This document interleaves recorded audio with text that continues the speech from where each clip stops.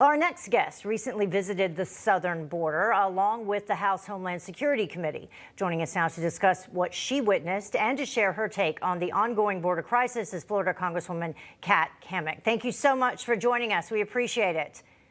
Hey, Bob and Heather, how are you guys doing? Doing great. Well, I'd like to start with some of that information that Emerald was just talking about in terms of whose responsibility is the border and how she said, her words, that it was kind of a game of hot potato right now, and that the vice president, who originally President Biden has said was in charge of the border, has now confirmed, at least through Jen Psaki, that she will not be visiting our southern border on that trip that she makes to Guatemala and Mexico.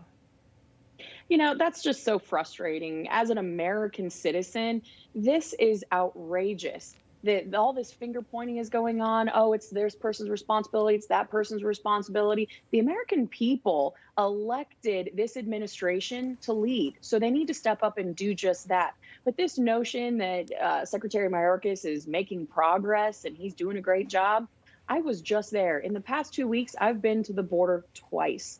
And when Secretary Mayorkas went last Friday, Thursday timeframe, I asked the sector chief, I asked the Border Patrol agents all across the Rio Grande Valley sector, has he actually come and seen? He never left the airport.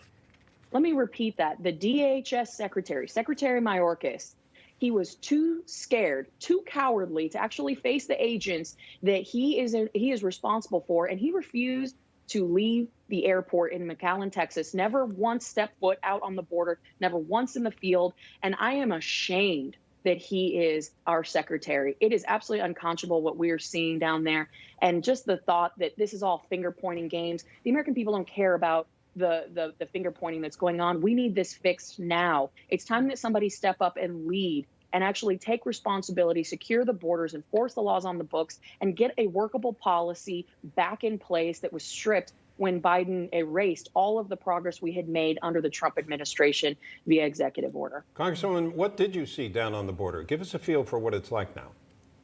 It's heartbreaking. It is the most gut-wrenching, heartbreaking situation you can imagine. I not only visited the lack of infrastructure that we have in terms of a border wall, but I actually went out in the fields, out into the brush with the Texas Rangers. I was out with the Border Patrol agents at midnight while people were walking up to us, reporting in for processing. I visited the what's called TOPS. It's under a bridge outdoor processing facility where they then take these kids, these young kids, into the Donna processing facility where they're held. These facilities are only meant for 250 people. They're housing 3,000. And this isn't some seasonal surge. I have reviewed the data, and this is literally an invitation to come here illegally. Well, most heartbreaking was talking to these kids. I myself personally spoke with a 9-year-old girl who was having a hard time even telling me her name. And when I couldn't really make out the words, I finally asked one of the agents, so what's going on here? And he said, she can't speak. Her vocal cords have given out. She was screaming because she was being gang raped. Oh. This is happening on our border. This is happening to kids. Their innocence is being stolen. The majority of the girls, more than 50% of the young girls that are in these processing facilities have been sexually assaulted.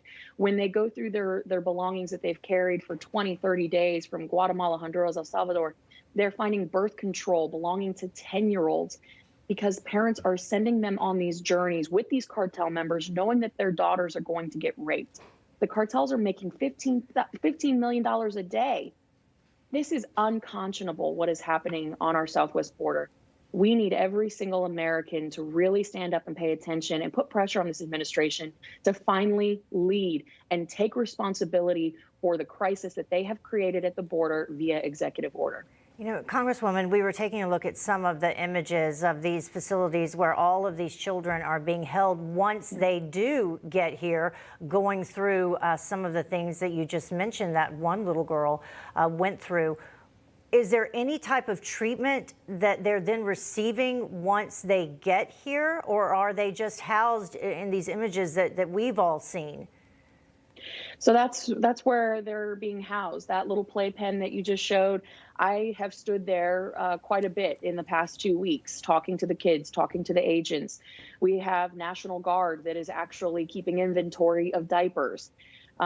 Typically, just in the Rio Valley or the Rio Grande Valley sector, you have 1,800 agents. 900 of them have been pulled off of the border to actually babysit this very area that you're showing right now.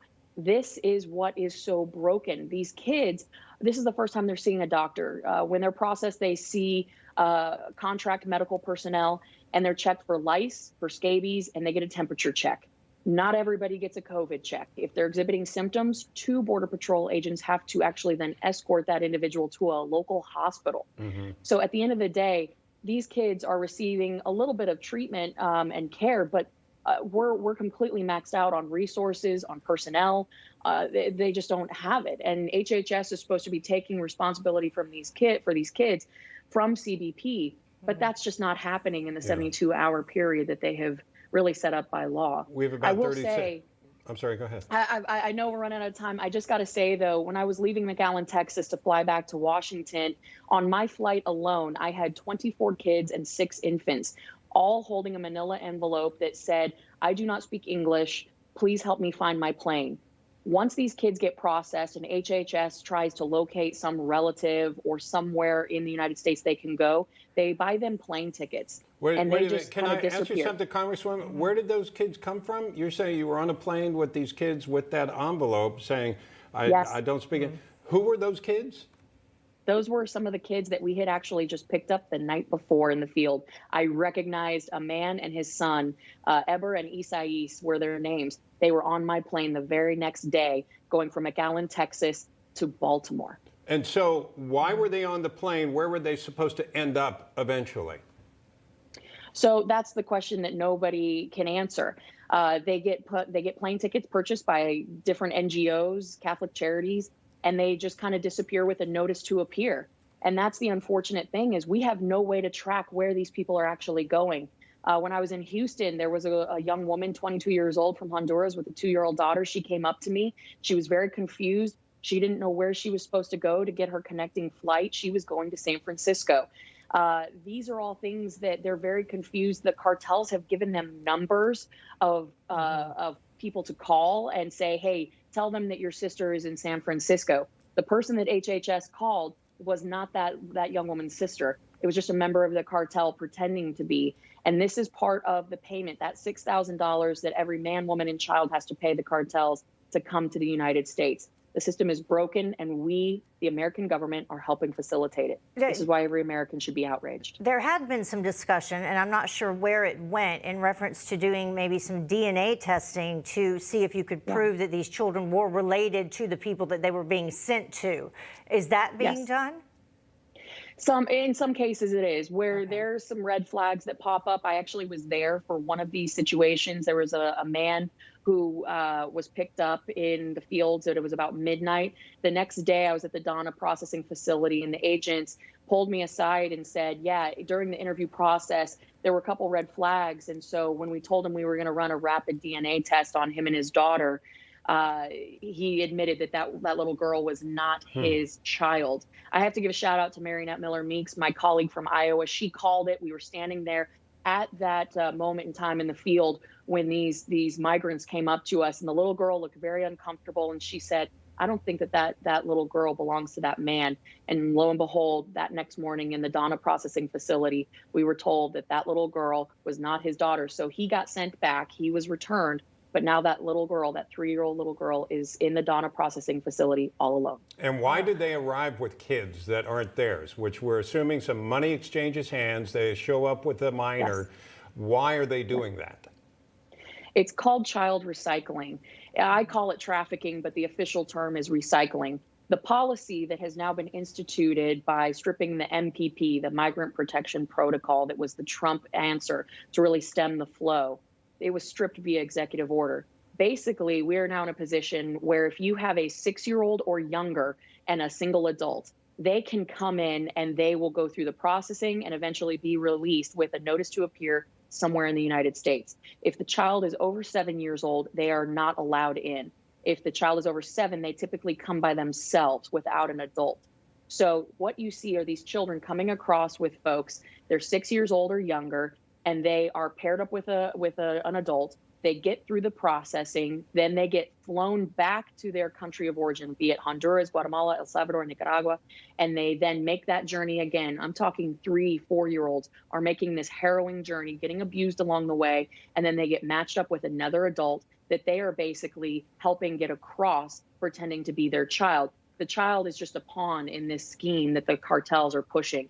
And 9 times out of 10, the people, the adults that are coming along with them, they're carrying narcotics, they are carrying something illegal that they're trying to smuggle into the country. It's absolutely unconscionable what's happening to these kids, but this is what this policy that the Biden administration has implemented, this is what they're incentivizing the cartels to do, traffic kids under the age of 6. It's unbelievable. Yes. Congresswoman, thank you so much. We went a little long because your stories were telling and people need to know the facts. Thank you. Thank you so much. Thank you for sharing these stories. Thank you. Thank you. Hi, Emma Reckenberg here. If you like this video, there's a whole lot more to see on Newsmax TV. You can watch for free right here on our YouTube live stream and be the first one here each time our experts break down real news. Just hit that subscribe button, ring the bell icon, and stay with us on America's fastest growing cable news channel, Newsmax TV.